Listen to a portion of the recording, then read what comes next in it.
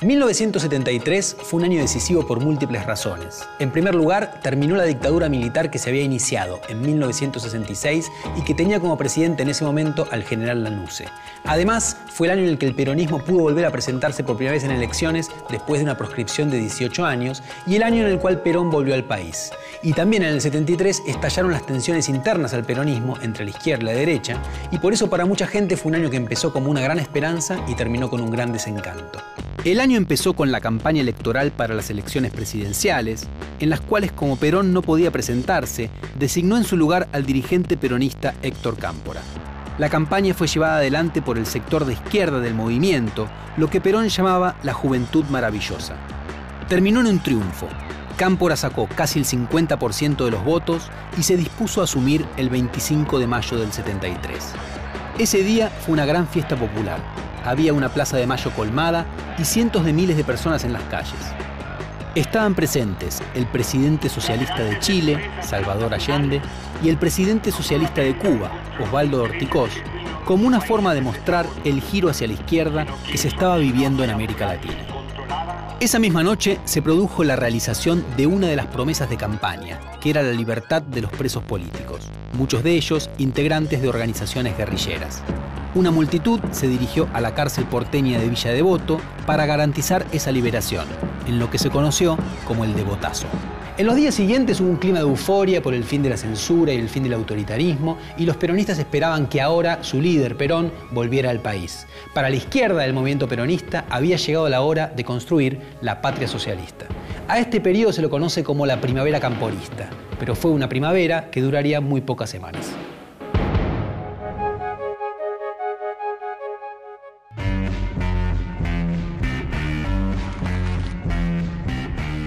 Durante los años de proscripción, el peronismo como fuerza política creció notablemente, al punto que en el propio movimiento convivían un ala izquierda y un ala derecha, que con Perón en el exilio se disputaban la primacía y la interpretación del movimiento. La derecha peronista se identificaba con los sectores sindicales y el peronismo tradicional. Reafirmaban las 20 verdades peronistas, que eran los mandamientos de la doctrina que todo buen justicialista debía respetar, e interpretaban el regreso de Perón como la vuelta a las políticas de justicia social, soberanía política e independencia económica. En la izquierda militaban en su mayoría jóvenes que justificaban su pertenencia al movimiento tanto en el llamado de Perón al trasvasamiento generacional como a la identificación del peronismo como un socialismo nacional. Para ellos, la vuelta de Perón, bajo la consigna del lucha y vuelve, era la forma de garantizar el paso del peronismo al socialismo. Las tensiones entonces entre estos sectores eran bien manifiestas, pero encontraron en Ezeiza el escenario para la confrontación armada.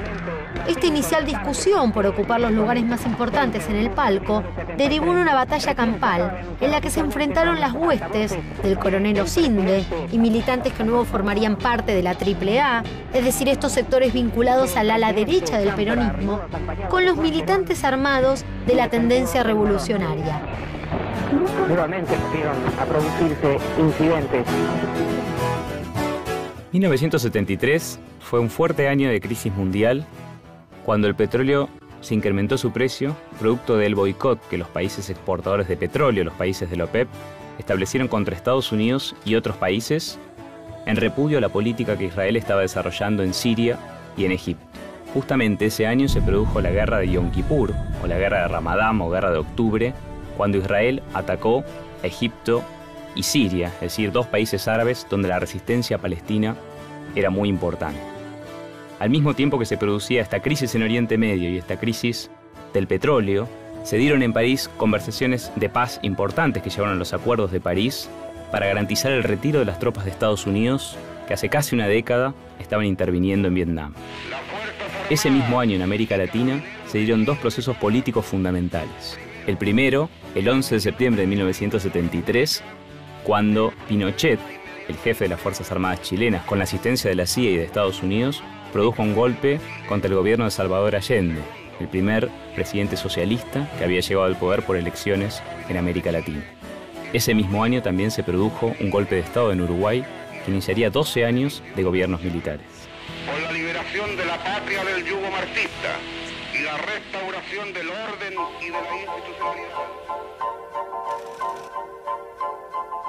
La intensa politización de la vida pública que se manifestó desde el comienzo de la década del 70 también encontró su correlato en la moda y en las prácticas del vestir. La indumentaria se perfiló como un medio democrático para expresar las opiniones personales y colectivas. Los rasgos del movimiento hippie fueron los que más frecuentemente se encontraban en la moda. El regreso a la naturaleza se reflejaba en la preferencia por textiles como el algodón y el lino, y en la recuperación de oficios como el crochet o el tejido. El feminismo consideró a la moda como un exponente más del sistema patriarcal, y muchas mujeres prefirieron seguir una antimoda, que tuvo su modelo en la vestimenta de las intelectuales francesas de fines de la década anterior. Tanto para hombres como para mujeres, los suéteres negros de cuello alto daban un aire de alejamiento de las tendencias principales de la moda, al tiempo que creaban un nuevo estilo. Hubo una revaloración de los aportes étnicos que se integraron a la moda en los detalles de los diseños de las telas, en la incorporación de faldas gitanas, chales indios y abrigos afganos, cuyo principal ejemplo fue el gamulán. Los estilos individuales y colectivos y el pulso de la calle dictaron desde ese momento el rumbo de la moda. Juan Moreira, vago y mal entretenido, ladrón. El 24 de mayo de 1973, un día antes de la asunción de Héctor Cámpora a la presidencia, se estrena la cuarta película de Leonardo Fabio, Juan Moreira.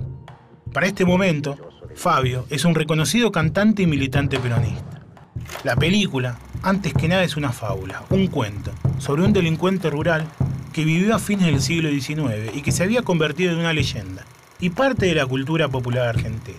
La película puede leerse como la reivindicación, sin ingenuidades, ya que el personaje no es precisamente un santo, de la lucha de los sectores populares contra los poderosos que intentan imponerle su ley. Fabio logra en el film conjugar géneros populares, incluido el tan poco nacional western, para contar una historia que es al mismo tiempo un mensaje político, que muestra, con sus contradicciones, al pueblo como protagonista de la historia. El gobierno ha remitido al Congreso de la Nación 20 leyes. La vuelta del peronismo al poder tuvo lugar luego de un ciclo de creciente conflictividad social y laboral. El año 73 puso de manifiesto que habían proyectos muy distintos en el seno del peronismo, que se vio atravesado por profundas confrontaciones en este periodo. En términos económicos, el ministro de Economía, José Bell Herbert, promovió políticas que produjeran una redistribución progresiva del ingreso, pero al mismo tiempo intentaba contener la creciente conflictividad y movilización de la clase trabajadora a partir de la firma de un pacto social que congelaba las expectativas tanto de patrones como de trabajadores. Los años 73 y 74 marcan el pico del crecimiento del sector industrial, cuyos productos no solo abastecían al mercado interno, sino que habían comenzado también a exportarse. También se caracterizan por avances en la participación de los trabajadores en la distribución del ingreso. Al mismo tiempo, ya desde el 73, pero más fuertemente desde el 74 y el 75, se desarrolló una política represiva que tenía como objetivo frenar el peso y la influencia de las organizaciones políticas y sindicales radicalizadas. Y se apuntaló, en cambio, la presencia de líneas ortodoxas en los dos campos, político y sindical, líneas ortodoxas que apoyaron e incluso motorizaron algunas de las políticas económicas del gobierno.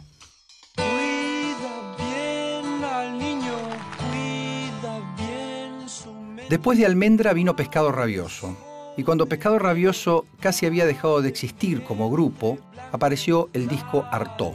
Fue un disco solista de Luis Alberto Spinetta, pero ubicado en la serie de discos de Pescado Rabioso.